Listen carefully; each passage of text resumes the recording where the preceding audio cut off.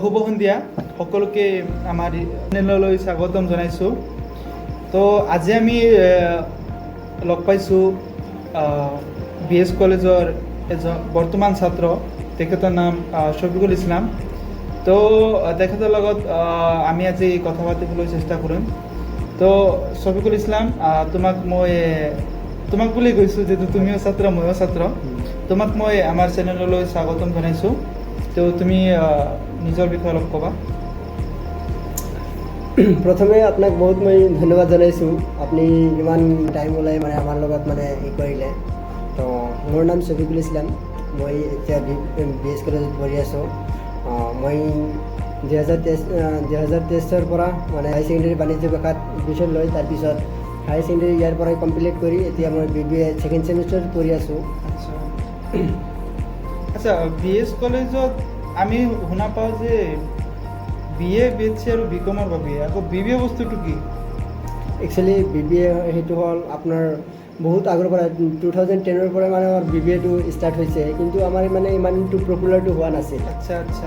আৰু BBAটো মোৰ মতে মই যিমানখিনি জানো BBAটো একদম বেষ্ট কোৰ্চ। আচ্ছা, এইটো কি প্ৰাইভেট নেকি গভৰ্ণমেণ্ট হয়? একচুৱেলি সেইটো ক'ব গ'লে ছেমি গভৰ্ণমেণ্ট আণ্ডাৰত পৰে। আচ্ছা, ছেমি গভৰ্ণমেণ্ট বস্তুটো আকৌ কি? একচুৱেলি ছেমি গভৰ্ণমেণ্ট বুলি ক'লে আপোনাৰ য'ত সেইটো একেবাৰে প্ৰাইভেটো নহয়, একেবাৰে গভৰ্ণমেণ্টো নহয়। কিছুমান পাৰ্চেণ্টেজ ৱাইজ থাকে, গভৰ্ণমেণ্টৰ ফাণ্ডৰ পৰা কৰে, আৰু আমি যিমানখিনি ষ্টুডেণ্ট আছোঁ আমাৰো ফিজ ছেমিষ্টাৰ হিচাপত ফিজ দিব লাগে। কিছুমান ফিজ দিবলৈ কিমানকৈ লয় ফিজ ছেমিষ্টাৰ? আমাৰতো ইয়াতে আমাৰ লয়াৰ আশ্ৰমত যিমান আছে BBA যিমান কলেজত আছে, তাতকৈ আমাৰ BS কলেজত চবতকৈ কম আছে, আৰু 7,000 কৰি দিব লাগে। 4,000 আপোনাৰ টিউশ্যন ফিজ আৰু একাডেমিক কিবা। আচ্ছা, বাকি তোমাৰ কিবা এই ফিজ? হয় লৈ যায়। তো আচ্ছা, তোমাৰ যেহেতু BBA ৰ কথা ক'লা, তুমি BBA ছাত্ৰ, মই BBA ৰিলেটেড কোৰ্চ কৰিম, কথা পাতিম আৰু কোৰ্চৰ বিষয়ে কথা পাতিম।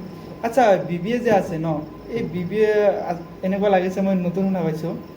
তো BBA মই যদি তোমাক কওঁ, বৰ্তমান সময়ত কোনো এজন ছাত্ৰই BBA কিয় পঢ়িব লাগে?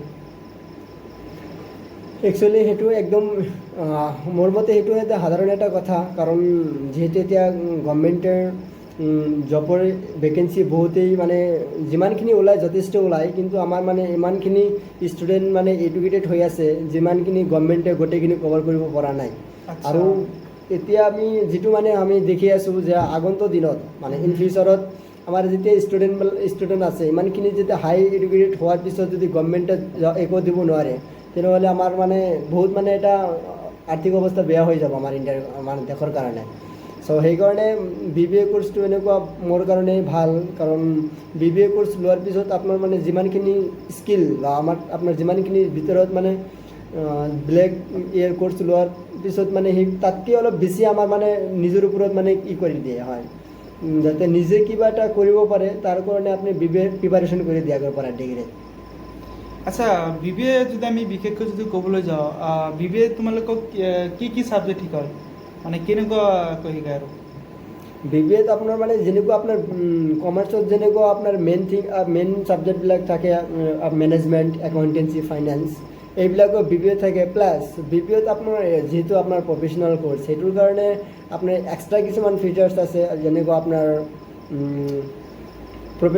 প্ৰজেক্ট, মান্থলি প্ৰজেক্ট হয়, আপোনাৰ ছেমিষ্টাৰতে প্ৰজেক্ট হয়, আৰু ইণ্ডাষ্ট্ৰিয়েল ভিজিটো হয়। কিন্তু যেতিয়া আমাৰ বেলেগ কমাৰ্চত বা BSc বা এইবিলাক ছাইটত গ'লে এনেকুৱা এতিয়ালৈকে মই দেখা পোৱা নাই যে কলেজৰ পৰা কিবা এটা প্ৰজেক্ট বা প্ৰেজেণ্টেশ্যন এনেকুৱা ওলাইছে। হয়, ওলাই বহুত কম, বাট আমাৰ BBAৰ কাৰণে স্পেচিয়েলি এনেকুৱা গাইডলাইন থাকে যে সেইটো বাধ্যতামূলক কৰিবই লাগিব।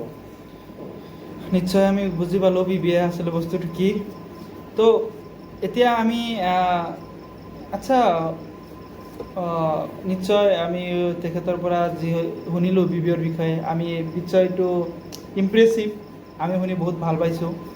তো কোনোবা যদি ছাত্ৰই হায়াৰ ছেকেণ্ডেৰীৰ পিছত যদি BBA ল'ব খোজে, তো তেখেতক আপুনি কি ক'ব খুজিব?